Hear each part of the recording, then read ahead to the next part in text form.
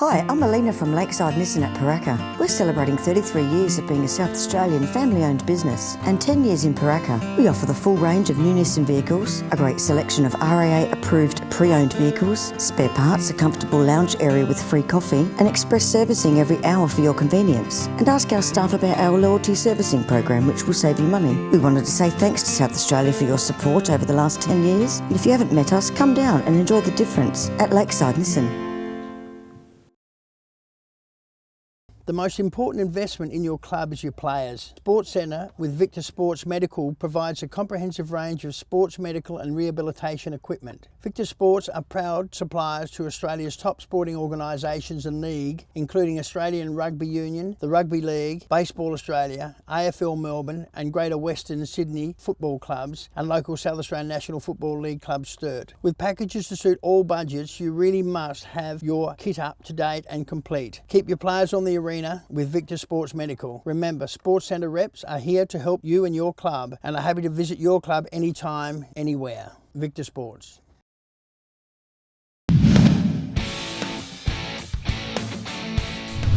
Yes, thanks for staying with us. Time to turn our attention to hockey. Two very special guests in the studio. The CEO, Andrew Ellis, joins us. The High Performance Manager, Hugh Purvis. Fellas, thanks for coming in. Nice, thank you for having us. All right, let's start with the boss. We always have to start with the boss. You no doubt about that. Now, you've been in the seat just over 6 months. How are you finding it? It's been good fun. Have a great supportive board to be working with me, fantastic staff, and I guess most of all working with some tremendous volunteers who are managing our clubs and put in a huge amount of effort. So it's really been quite an enjoyable, challenging kind of a time. All right, male-female participation in hockey, what would the percentages be? We're probably one of the few sports around that runs really close to 50-50. Within South Australia at the moment we're about 53% male, 47% female, so very close to that 50-50 mark. That's reflected through a lot of our coaches, our umpires, our board as well. Got good gender balance throughout the organisation. There's always a question on the CEO. What does he actually do? Can you give us a brief on what the CEO's job is at Hockey SA? There's so many things to be doing. A lot of meetings with stakeholders. I mean, I just came from a meeting with our men's masters group before coming to this today. Meeting with staff, meeting with club presidents. We just had the state country championships on the weekend. Had a great opportunity there to have a forum with our regional presidents and be able to talk through issues of importance to the country and what we can be doing to support them better. So there's a lot of meetings, there's a bit of admin, always some never-ending board reports to get done and meetings with the board and other committees and things too. Yes, so. Meeting with boards always lots of fun. And you can put TV now down it as well. Hugh, let's have a quick chat with you, mate. High Performance Manager, how does that role fit into the organisation? Well, at the moment we're having a very serious review of our pathway development programs, so working straight from juniors beyond club level and working through all of our state programs, so 13s through to our Australian Hockey League. And then of course looking after the state programs, working with coaches, and a big focus at the moment is coach education and making sure that we're upskilling all of our coaches because we've got quite a young base coming through. Yeah, that's always a tough one, isn't it? The parents come in, the intentions are right, but the execution sometimes not so that's a tough gig for you. Oh, enthusiastic parents are a great tool, and yeah, as long as they come on, they've got the education and they're looking forward to the development of all athletes and not just their children. It's fantastic. All right, the High Performance Manager, we're 441 days away from the Olympic Games. So the South Australian Hockey Roos, how are they looking? Yeah, fantastic. The girls are really pulling their weight in terms of our state. We've got 4 Hockey Roo representatives at the moment. So we've got Jane Claxton, Georgie Parker, Carrie McMahon and Gabby Nance, who's new to the Hockey Roo scene. And all 4 very young, so it's fantastic to have them looking towards Rio. And yeah, all looking to solidify their position in the Hockey Roos for the tournament. Yeah, it's a tough act to follow, isn't it? Gold medal after silver after bronze. It's not an easy. It's not like you go over there as in basketball. We go away if we could make it into the top 4. I mean, everybody wants a medal. There's no question about that. But it's almost an expectation on hockey now, isn't it? Certainly is, and they train constantly. They're over in Perth, relocated, so they've got a centralised training base, and they train day in, day out, looking forward to Rio and the Olympics as their major competition. So yeah, the expectation's high. They're playing really well, ranked 2 in the world. So the expectation for at least a gold medal match certainly there for the 4, and no doubt they're putting their heart and soul into training at the moment. All right, Andy, back to you. There's been some changes, of course, with hockey. There always is. Try and be innovative. Premier League on a Friday night, game last Friday. How have you found it? This is a new format that we've been putting on this year with our PL Fridays or Premier League Fridays. So we've been trying to sort of repackage the game a bit, encourage more supporters to come out and watch the game. And that's been pretty successful so far this year. Our crowds to those Friday night Premier League games have been much, much bigger than what we've had in previous years.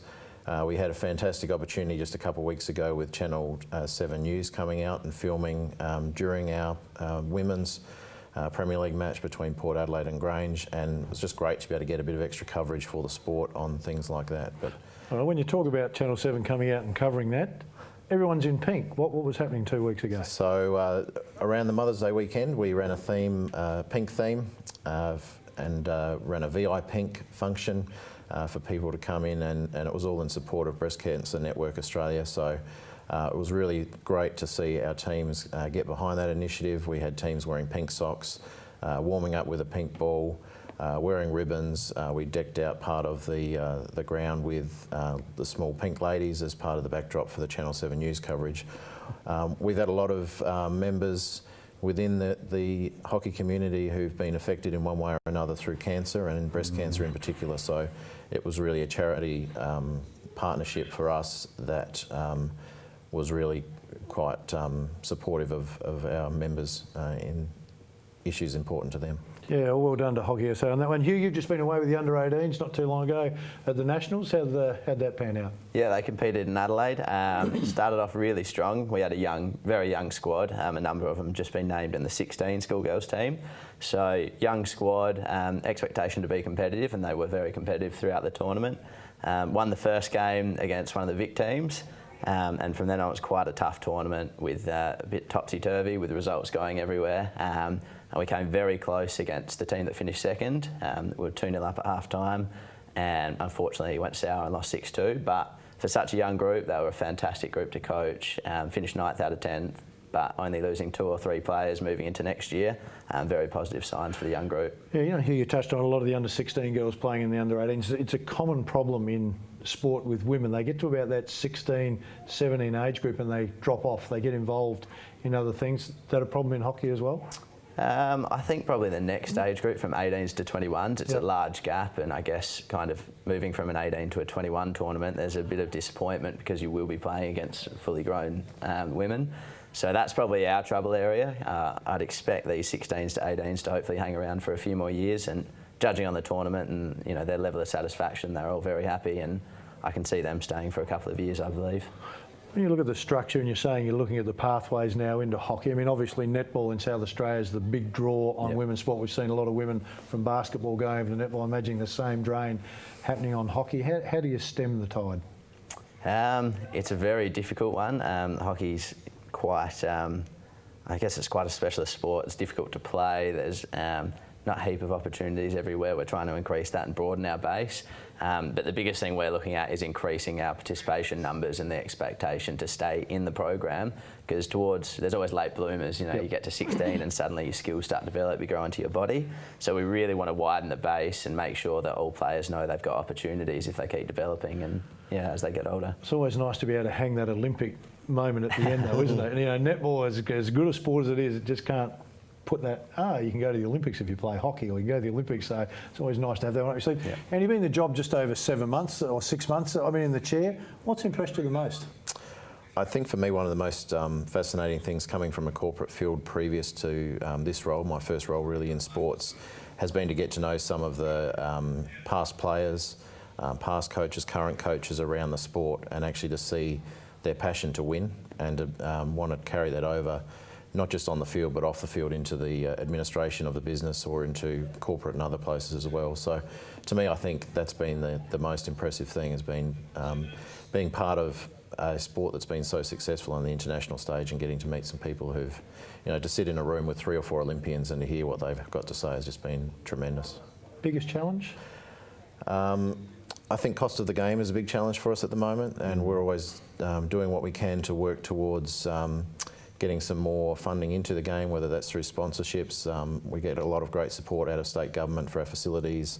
our member club facilities and so on. So I think for us one of the greatest challenges is around how we can harness other funding sources to keep the cost to the participant down to the lowest number possible. I mean, the media's a massive tool, TV, print, radio, in marketing your sport.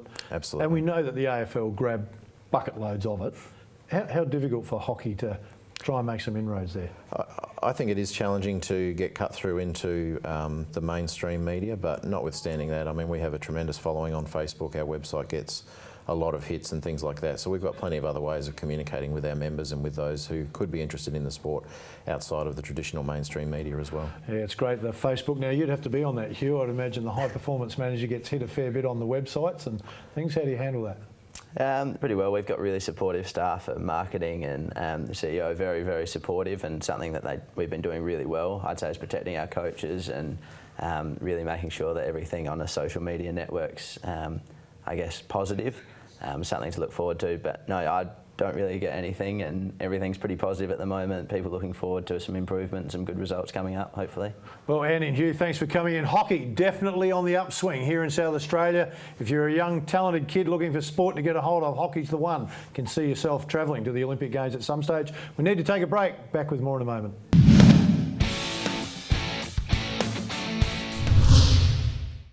Hi, I'm Alina from Lakeside Nissan at Paraka. We're celebrating 33 years of being a South Australian family-owned business and 10 years in Paraka. We offer the full range of new Nissan vehicles, a great selection of RAA-approved pre-owned vehicles, spare parts, a comfortable lounge area with free coffee, and express servicing every hour for your convenience. And ask our staff about our loyalty servicing program, which will save you money. We wanted to say thanks to South Australia for your support over the last 10 years. And if you haven't met us, come down and enjoy the difference at Lakeside Nissan. The most important investment in your club is your players. Sports Centre with Victor Sports Medical provides a comprehensive range of sports medical and rehabilitation equipment. Victor Sports are proud suppliers to Australia's top sporting organisations and league, including Australian Rugby Union, the Rugby League, Baseball Australia, AFL Melbourne and Greater Western Sydney football clubs, and local South Australian National Football League club Sturt. With packages to suit all budgets, you really must have your kit up to date and complete. Keep your players on the arena with Victor Sports Medical. Remember, Sports Centre reps are here to help you and your club and are happy to visit your club anytime, anywhere. Victor Sports.